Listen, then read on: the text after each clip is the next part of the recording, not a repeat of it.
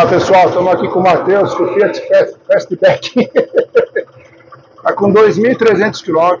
Eu não escutei o barulho, mas ele deve ter um ouvido abençoado. E olha que legal aqui, ó. Ó. Como aumenta, ó. Aí eu solto, ó. Deixa eu ver se eu apertar para baixo. Ó, se eu puxar ele para baixo, some. Ó, sumiu. Ó, sumiu, ó. Puxar para baixo, né? Ó, agora eu vou empurrar. O que? É no coxinho, né? Matheus, é um carro novo. Eu não sou engenheiro, mas eu sei que é aqui, ó. Eu abaixei o câmbio, ó, sumiu. Ó, ver que some. Diminui bastante, né? Ó. E se eu empurrar, é muito, hein? Tá?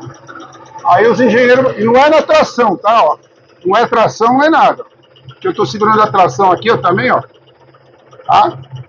E eu não tô mexendo na roda, não. E olha, nós vamos tirar a roda. Vamos colocar do lado de lá, que parece que é barulho do lado de lá, né?